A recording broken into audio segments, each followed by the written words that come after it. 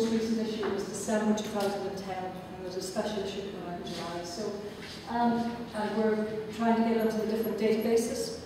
We're on EBSCO at the moment. We're waiting for ERIC. So if we can get into the databases, then academics will say, well, this is a credible journal because actually it's peer-reviewed.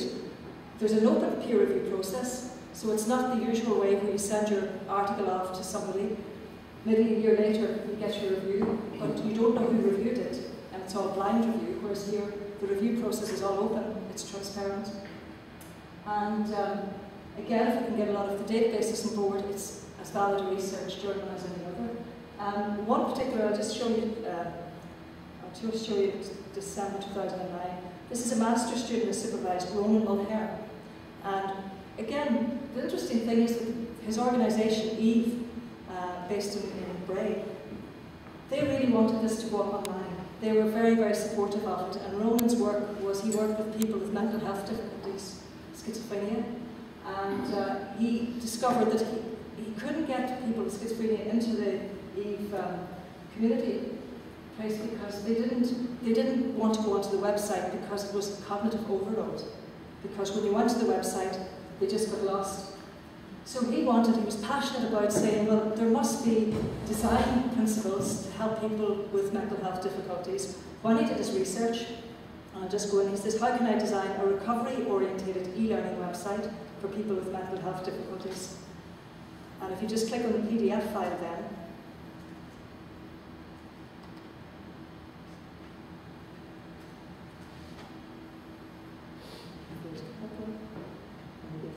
just close the web links on.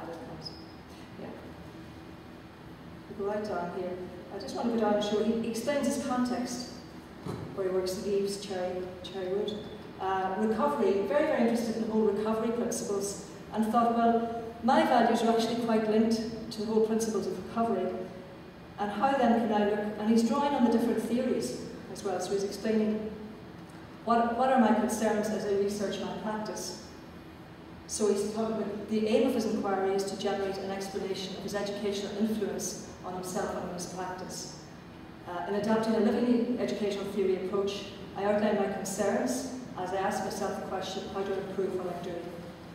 My primary concern is to use technology, specifically internet-based e-learning, to enhance and support the learning and personal development of people with mental health difficulties, and to encourage it recovery-oriented.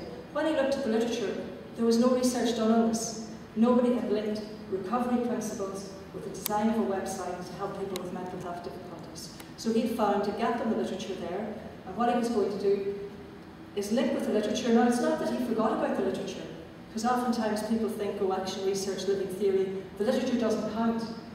What he was looking at, he was drawing on the various literature around web design, and he was going through all of the literature. Just go right down to explaining his methodology, looking at the values and how he was collecting the data,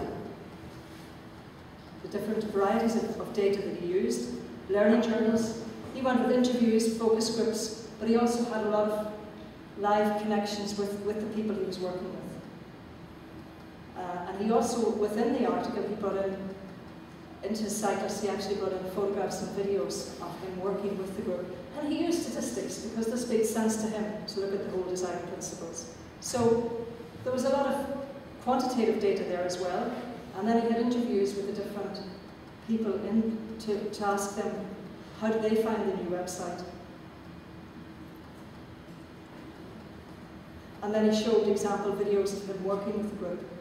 So he wasn't just saying, oh, I found these theories and explained. He was bringing in this multimedia narratives to explain what he was trying to do in his practice and discovered as it was. But it was, things were emerging through the research, that it wasn't maybe until the very end of his action research that he actually understood what he was trying to do. And that's the difficulty with this form of research. And you always think people may know at the end what they're doing, but it's such a tension because with other forms of research, you almost know the answer before you start. You've got this hypothesis and you're going and you're trying to prove something. Whereas within this, he was finding maybe at times a living contradiction, that he was trying to do something, but actually he realised he had set up a whole website, but that he hadn't thought of how would this website, how could his clients, who are people with mental health difficulties, how would they engage with it? So then when he looked, he thought they couldn't engage with it because it was totally cognitive. So then he started to research the literature. But again, he's explaining it from his point of view. Other researchers, other people in his practice now can look at Ronan's and say, well, actually, that's valid research, and I can look at that and take his story into my practice and try to look at developing it further. But again, he's explaining the connections he's having. See, this should, I may not work on this. Yeah, he's put it on YouTube. Nothing where you work on the chat, is it? What did you talk? Who did you talk to? I was talking to someone there, and we were talking. I was talking to self last night. Okay. Yeah. So you're just about to tell them on the chat? I am. Yeah, but I am. So you're pretending you're in different countries? I am. Good. Well, why not try it there? Oh, I did. Yeah. How's it going, Ronan? Okay. How are you getting on with the chat? Have you ever used it before? Not really. Alright, so this is on the Cherryfield website, is it? Yeah. Okay, very good. Alright. So it's just going through again, you can look at that video, but you know, people can say, well, you can take whatever you want from that. But what Ronan was trying to understand himself is that he only understood his own practice by being able to look at it himself. Because how could he know without having those visuals to help himself to understand, well, what am I trying to do with them?